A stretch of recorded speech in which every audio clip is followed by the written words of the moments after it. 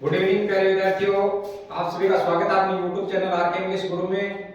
आप सभी कैसे हो? आई होप आप सभी अच्छे होंगे। हम जो ग्रामर के अंदर टेंस का टॉपिक पढ़ रहे हैं, इसके अंदर हम प्रेजेंट परफेक्ट कंटीन्यूअस टेंस के दो प्रकार के वाक्य हैं वो बनाने सीख चुके हैं। एक नंबर जो अफर्मेटिव सेंटेंस साधारण वाक्य है वो बनाने सीख चुके हैं, दूसरा नेगेटिव सेंटेंस वो बनाना सीख चुके हैं। आज जो हम वाक्य बनाएंगे वो बनाएंगे इंटेरोगेटिव सेंटेंस, प्रश्नवाचक वाक्य कैसे बनाते हैं वो हमें सीखना है। तो सबसे पहले क्या है, टेंस है उसकी पहचान। तो पहचान है टेंस की सेम रहती है और जो हेल्पिंग वर्ब है साइकिरिया वो टेंस की सेम रहती है। तो आप पहचान है वो देखिए, हिंदी वाक्य के अंत में राय रहिए रहे राम समय के साथ दिया होता है और कार्य है वो जारी रहता है। ये प्रेजेंट परफेक्ट कंटीन्यूअस टेंस की पहचान है वो रहेगी।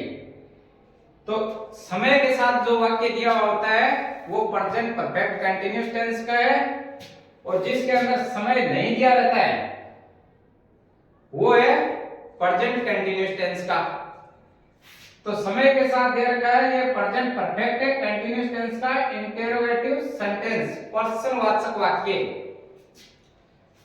कैसे बनाते हैं उसके नियम क्या है सबसे पहले हम वो समझेंगे। तो नियम नंबर 1 है वो देखिए, जब वाक्य की शुरुआत क्या शब्द से हो तो सबसे पहले साइकिरिया का हेल्पिंग वर्ब का प्रयोग करते हैं। हेल्पिंग वर्ब इसके अंदर हैज और हैव का प्रयोग किया जाता है। सिंगुलर नाउन के साथ हैज का प्रयोग करेंगे, प्लुरल नाउन के साथ हैव का प्रयोग करेंगे। एक वचन जो करता होता है उसके साथ हैज का प्रयोग। एक वचन के अंदर आते हैं ही सी इट या किसी का नेम हो सकता है। बहुवचन करता है आई यू वी दे, उसके साथ हैव का प्रयोग करेंगे। फिर कर्ता सब्जेक्ट होता है उसको लिखेंगे, फिर बीइंग का प्रयोग करेंगे।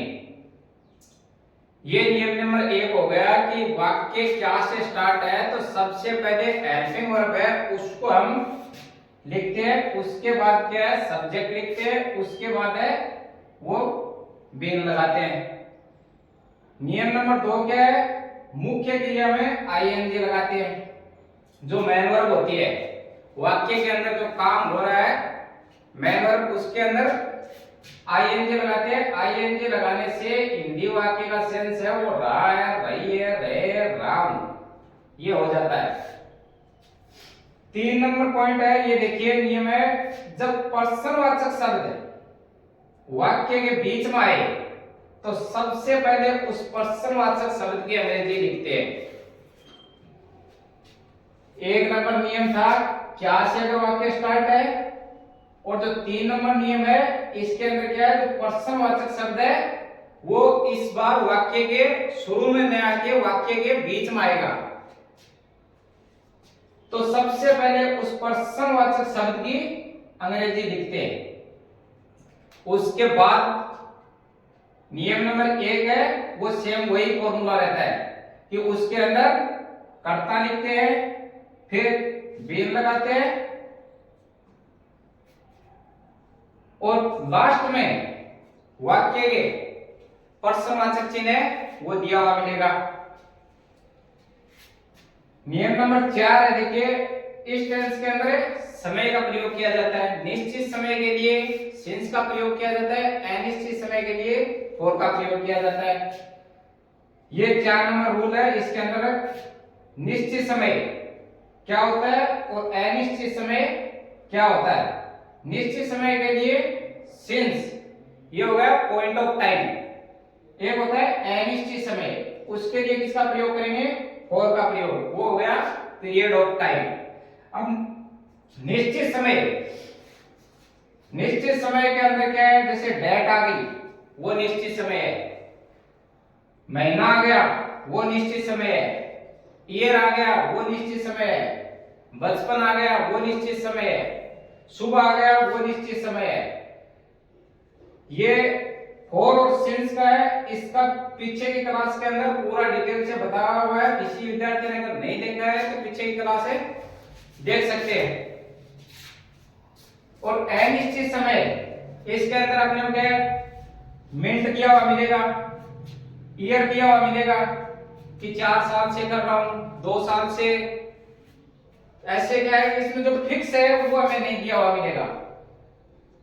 अब इसको क्या करेंगे हम एक्सरसाइज की सहायता से वो समझेंगे आगे। अभी देखिए इसके जो फॉर्मूला है, इंटरोगेटिव सेंटेंस बनाते हैं प्रश्नवाचक वाक्य, तो उसका फॉर्मूला है वो क्या रहेगा।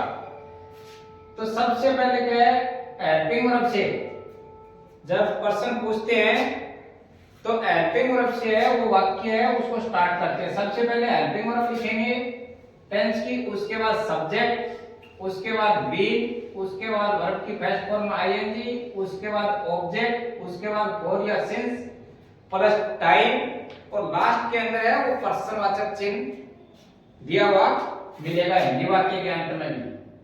और लास्ट में जो अंग्रेजी का बनाएंगे उसके अंदर भी प्रश्नवाचक का चिन्ह है वो लगाना है। दूसरा जो सेंटेंस है उसका फॉर्मूला क्या रहेगा, जो वाक्य के बीच में जो प्रश्नवाचक जो शब्द आता है उसके लिए जो फॉर्मूला है वो देखिए, सबसे पहले जो प्रश्नवाचक शब्द आएगा उसके अंग्रेजी लिखेंगे, उसके बाद है फिर वो सेम रहेगा। सबसे पहले प्रश्नवाचक शब्द की अंग्रेजी लिखेंगे, उसके बाद है वो हेल्पिंग वर्ब लिखेंगे, उसके बाद सब्जेक्ट, उसके बाद बीइंग का प्रयोग करेंगे, उसके बाद वर्ब की फर्स्ट फॉर्म, उसके बाद ऑब्जेक्ट, उसके बाद फॉर या सिंस प्लस टाइम, और लास्ट में वो प्रश्नवाचक चिन्ह है वो लगाएंगे। तो ये जो बेसिक स्ट्रक्चर है ये वे याद रखना है। अब सबसे पहले 1 नंबर सेंटेंस है उसको देखिए, ये सिंगुलर नाउन का है। क्या मोहन सुबह से कपड़े धो रहा है, तो सबसे पहले क्या है टेंस की पहचान, समय के साथ है तो प्रेजेंट परफेक्ट कंटीन्यूअस टेंस, और क्या से अगर स्टार्ट है तो इंटरोगेटिव सेंटेंस प्रश्नवाचक वाक्य है। ये हिंदी वाक्य की पहचान हो गई प्रेजेंट परफेक्ट कंटीन्यूअस टेंस की। तो इसको हम बनाते हैं। अभी देखिए क्या से स्टार्ट है, तो ऊपर का जो फॉर्मूला 1 नंबर का है ये इसमें यूज करेंगे। तो सबसे पहले क्या है या है वो, तो सब्जेक्ट के अनुसार वो लगाइए। सब्जेक्ट इसमें क्या है मोहन, सिंगुलर नाउन है, सिंगुलर नाउन के साथ किसका यूज करेंगे हैज का, हैज का यूज कर दिया। उसके बाद क्या है सब्जेक्ट, वाक्य में सब्जेक्ट क्या है मोहन, तो मोहन लिख दिया। उसके बाद क्या है बीन का प्रयोग करेंगे, तो बीन लिख दिया। उसके बाद क्या है वर्ब की फर्स्ट फॉर्म है आईएनजी, तो इसमें वर्ब क्या है धो रहा है, तो धोना का अंग्रेजी क्या हो गया वॉश, उसमें जोड़ना क्या है आईएनजी, ये हो गया वॉशिंग। उसके बाद क्या है ऑब्जेक्ट, ऑब्जेक्ट क्या है कपड़े, देन क्लॉथ्स, फिर बचा क्या है फॉर या सिंस।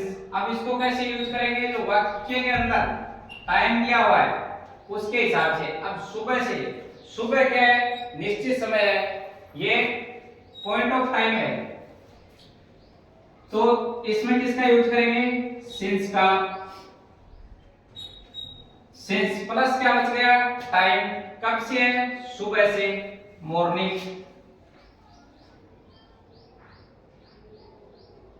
और लास्ट में क्या है प्रश्नवाचक चिन्ह।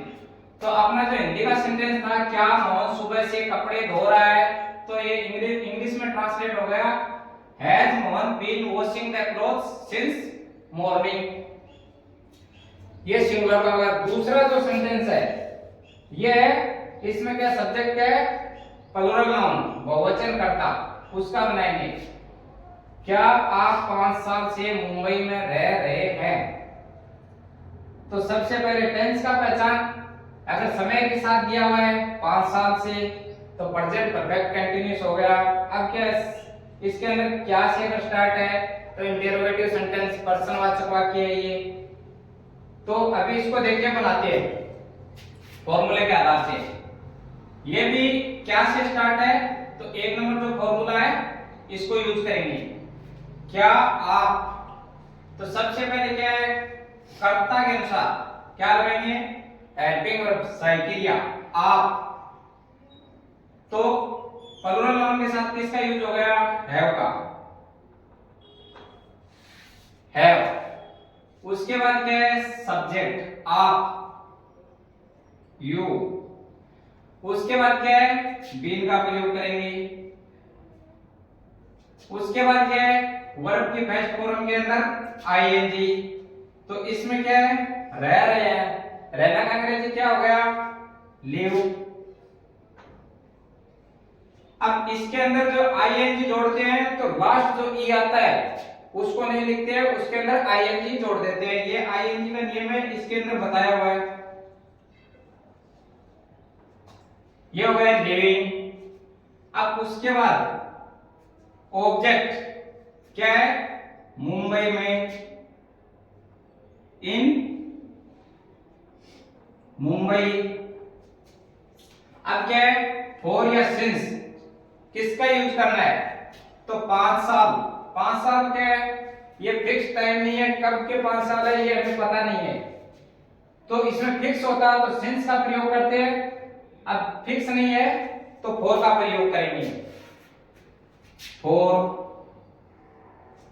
उसके बाद क्या है, टाइम, तो 5 साल, 5 ईयर्स। और लास्ट के अंदर पर्सनवाचक चेंज। तो अपना जो सेंटेंस था, क्या आप 5 साल से मुंबई में रह रहे हैं, तो उसका इंग्लिश ट्रांसलेट हो गया, have you been living in Mumbai for 5 years. अब 3 नंबर सेंटेंस है, ये देखिए, तुम इस कमरे में 2 घंटे से क्या कर रहे हो, ये वाक्य है। तो जो 2 सेंटेंस बनाए हैं सिंगुलर के और प्लूरल के, उसमें क्या था, क्या से वाक्य स्टार्ट था दोनों में। तीसरे के अंदर क्या है, वाक्य स्टार्ट किससे है, तुमसे। ये तो हो गया सब्जेक्ट। अब वाक्य के बीच में अगर पर्सनवाचक शब्द दिया हुआ है तो सबसे पहले उसके अंग्रेजी लिखेंगे। तो इस वाक्य में दिया हुआ है कि तुम इस कमरे में 2 घंटे से क्या कर रहे हो, तो जो क्या शब्द है, पर्सनवाचक शब्द, वाक्य के बीच में दिया हुआ है। तो सबसे पहले रूल नंबर 4 था, उसमें दिया हुआ है कि वाक्य के बीच में अगर पर्सनवाचक शब्द आए तो सबसे पहले उसका अंग्रेजी लिखेंगे। अपना जो 2 नंबर का जो स्ट्रक्चर है, इसमें जो WH शब्द दिया हुआ है सबसे पहले उसका अंग्रेजी लिखेंगे। इसमें 2 नंबर जो फॉर्मूला है उसको अप्लाई करेंगे, क्योंकि वाक्य के बीच में वो पर्सनवाचक शब्द दिया हुआ है क्या। तो सबसे पहले इसकी अंग्रेजी लिखेंगे, क्या, व्हाट। अब जो बाकी का जो फॉर्मूला है ये सेम है। सबसे पहले जो पर्सनवाचक शब्द है उसका अंग्रेजी लिख दिया, उसके बाद अब हैज या हैव। तो हैज या हैव है, ये कर्ता के अनुसार यूज करते हैं। तो इसमें कर्ता क्या है, प्लूरल नाउन। प्लूरल नाउन के साथ किसका प्रयोग करेंगे, हैव का।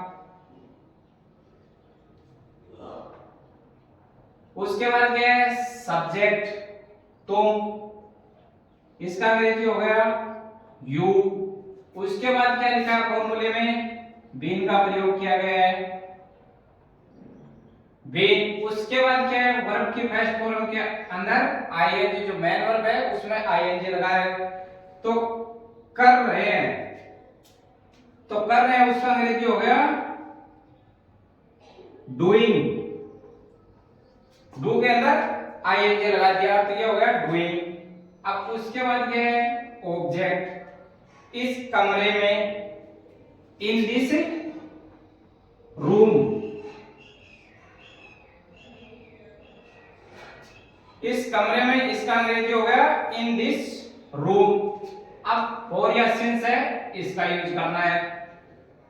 तो 2 घंटे से, अब 2 घंटे है, ये क्या है, फिक्स टाइम नहीं है, ये अनिश्चित समय हो गया। अनिश्चित समय है, उसके लिए किसका प्रयोग करेंगे, फॉर का, फॉर। अब क्या बचा है लास्ट में? टाइम। टाइम क्या है? 2 घंटे, 2 आवर्स। और लास्ट में पर्सनवाचक चिन्ह। तो अपना जो सेंटेंस था हिंदी का ये था, तुम इस कमरे में 2 घंटे से क्या कर रहे हो। तो उसका इंग्लिश ट्रांसलेट हो गया, सबसे पहले जो पर्सनवाचक जो शब्द था उसका अंग्रेजी हो गया what have you been doing in this room for 2 hours. और लास्ट के अंदर है वो पर्सनवाचक चिन्ह। तो ये 3 एग्जांपल हो गए, एक तो था सिंगुलर नाउन का, एक था प्लूरल नाउन का, और तीसरा जो अपना सेंटेंस था ये पर्सनवाचक शब्द से स्टार्ट था। ये 3 प्रकार के हैं, ये फॉर्मूले के आधार पे हमने सेंटेंस है वो बना लिए। अब जो इसके अंदर मेन है, ये 3 नंबर का जो सेंटेंस दिया हुआ है ये सबसे एग्जाम की दृष्टि से इंपॉर्टेंट है। इसमें क्या है, पर्सनवाचक शब्द है वो बीच में दिया हुआ है। तो ऐसे क्वेश्चन है ये पेपर के अंदर है, इसको बहुत ही ज्यादा क्या है एग्जामिनर है वो पूछते हैं। तो जो 3 नंबर है ये सबसे इंपॉर्टेंट परीक्षा की दृष्टि से है। जो 1 नंबर है और 2 नंबर है ये तो हो गए क्या से स्टार्ट हुआ के सिंगुलर और प्लूरल, और 3 नंबर है ये हो गया पर्सनवाचक शब्द जो वाक्य के बीच में है। क्लास अगर अच्छी लगी हो तो अपने दोस्तों में ज्यादा से ज्यादा शेयर करना और सब्सक्राइब करना। तब तक बने रहे, मिलते हैं नेक्स्ट क्लास के अंदर। जय हिंद।